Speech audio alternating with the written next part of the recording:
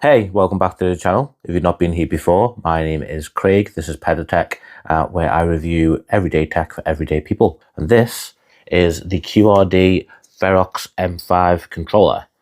Now, shout out to QRD for sending this out to me. Much appreciated. We're going to do an unboxing and first impressions.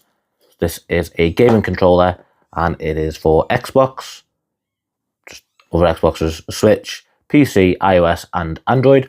I like to spend a bit of downtime on my Android tablet, so I'm going to be setting up onto that and trying it out. So look around the box, pretty clean box, not much on it.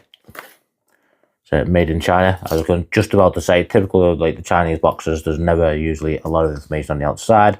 Got long battery life, which is, how long is long? If I say to my mum, I've been playing FIFA for 3 hours, she says, that's a long time to play FIFA. A gamer will know that's not a long time, so how long is a long battery life? We'll see. It's got Hall effect, joystick and triggers, trigger stops, and adjustable vibration. So that's pretty nice. Let's look inside.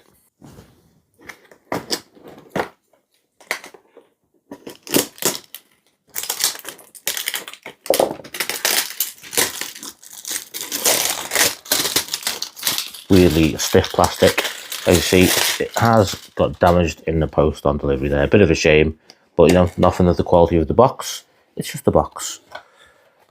We open up, and straight away there's the controller.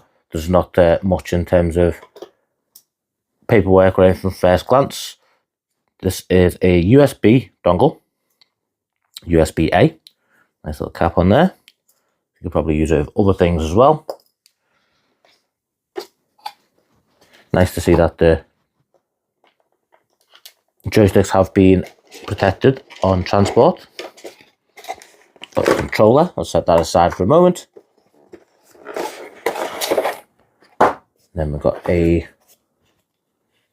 looks like a user manual and a charging cable. Nice that it is rechargeable, so it's not batteries, it's USB-C. Lovely jubbly. And this is the controller. So there's some nice looking details underneath there. It is smooth. Buttons feel quite nice. And we've got 4, I assume, mappable buttons on the back. Oh. Okay.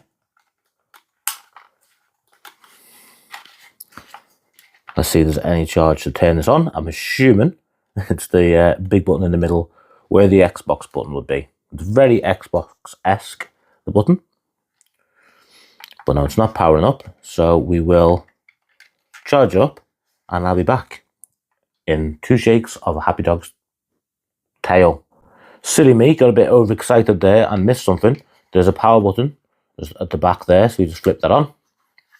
And then we're here. And I suppose this is why they have user manuals, which I just like to throw. But hey ho. First impressions, I mean, it feels pretty nice. Of course, it feels like a Xbox controller, but lighter, and it's rechargeable, which I prefer rather than double batteries all the time. It's just nicer. So bear with me 2 minutes while I set this up to connect to my tablet, and we will have a look at a game. Hi, appreciate you can probably see me in there. Do apologise about the reflection, but it is what it is. This is quite a dark game. Not dark game, but it's a dark game. Okay, so just jumped into a bit of Little Nightmares just to test it out, give it a try first. Not the most intensive game, but we press the...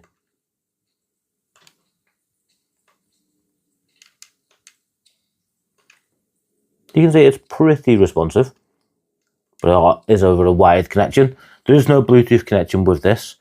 It does work wirelessly with the dongle or on Xbox, but unfortunately with iOS and Android you are going to need to plug in. And annoyingly, the controller does come with a USB-A to USB-C cable, which is pointless in terms of what we actually want to do here. It's definitely very playable. There's no issues with it. Obviously, the games are dynamic as well, so it does show the touch control as what you are playing with. So, you know, it takes away the touch control. Sorry, shows the controls what you're playing with. So it takes away the touch, and it does tell you, like, use right trigger, use this. So this is Little Nightmares. I say it's not graphically intensive. It's not a difficult game to play, but it does give you a feel for the buttons and maneuvering around.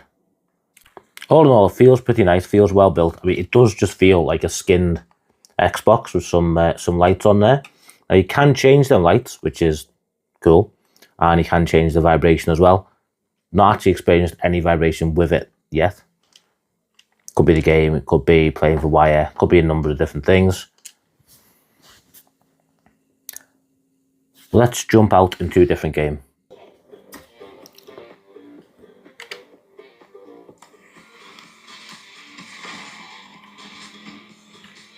Okay, so we're playing Asphalt.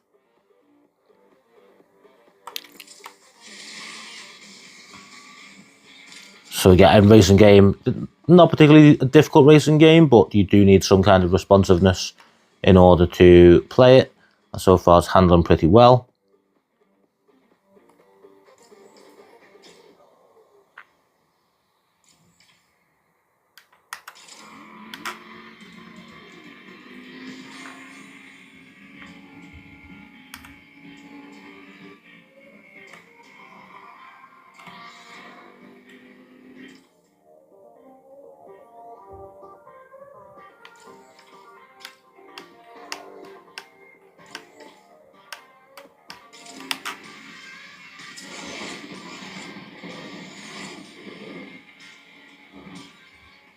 I mean, you would expect it to handle well, as I say, because there's no Bluetooth, so it is pretty much, it's just wired connection. There's no reason there should be any delay, really.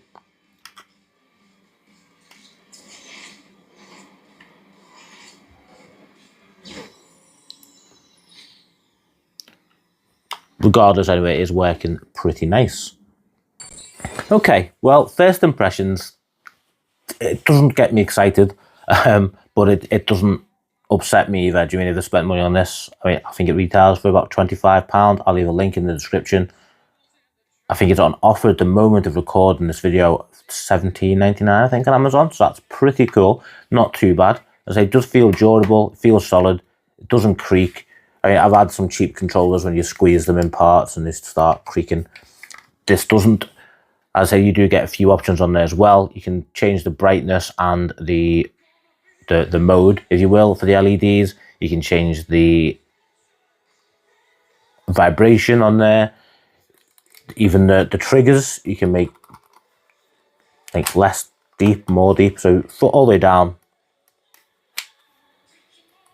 See, it's quite adjustable, and then you got your 4 mappable buttons there in the back as well. So it is pretty cool.